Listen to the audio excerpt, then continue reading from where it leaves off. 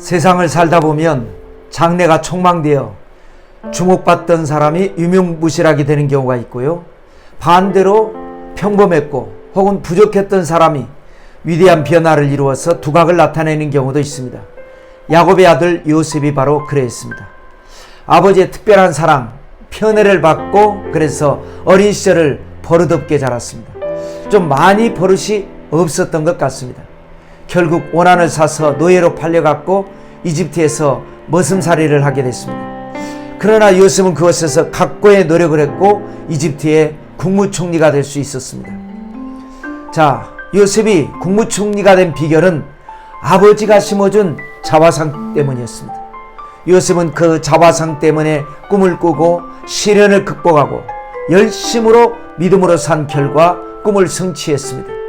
여러분들은 자녀들에게 무엇을 심어주고 있습니까?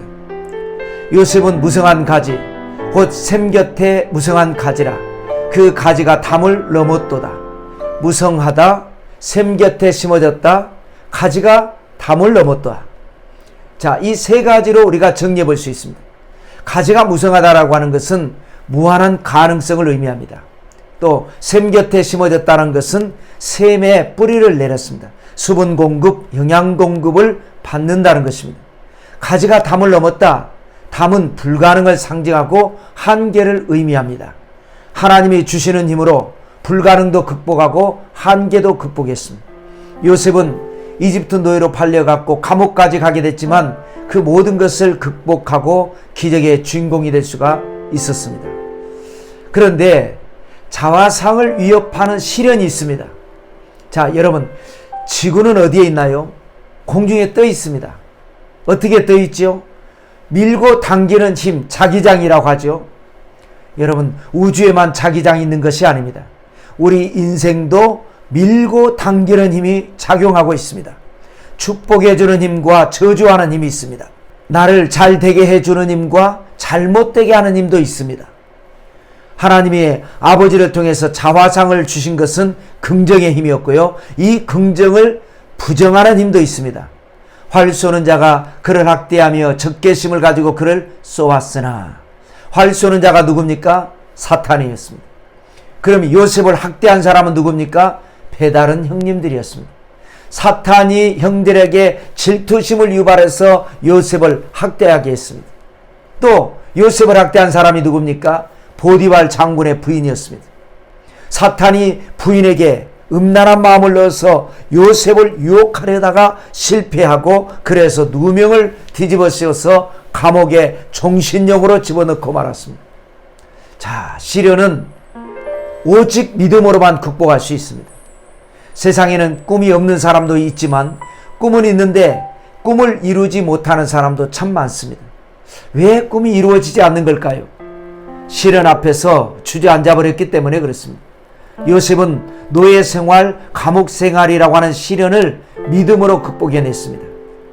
요셉의 활은 도리어 굳세며 그의 팔은 힘이 있으니 이는 야곱의 전능자 이스라엘의 반석인 목자의 손을 힘입음이라.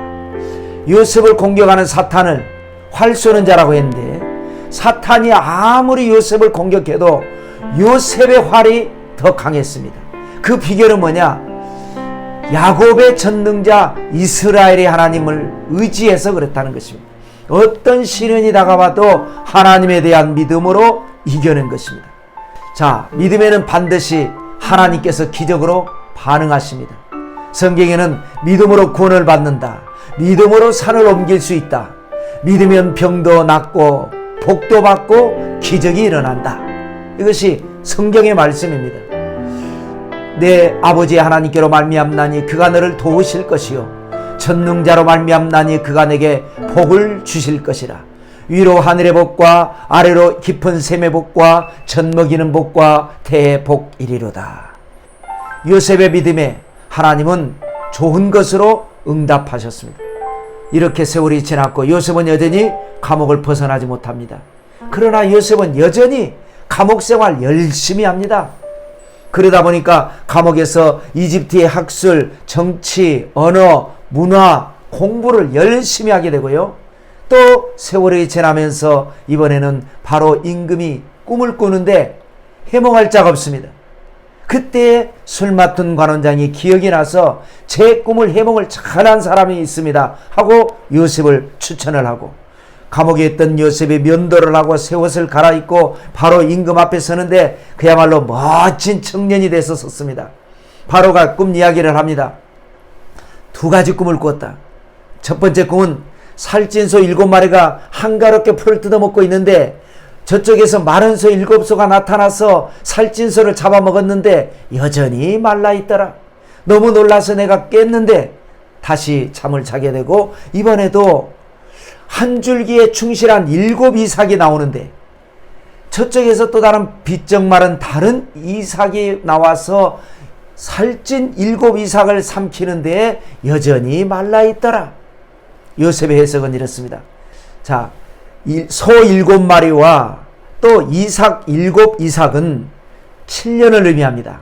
장차 7년 풍년이 다가올 것이고, 그 7년 풍년 후에 7년 흉년이 다가오는데 흉년이 얼마나 흉악한지 앞에 있었던 풍년에 있었던 모든 것을 다 먹어치워도 여전히 어렵게 될 것입니다.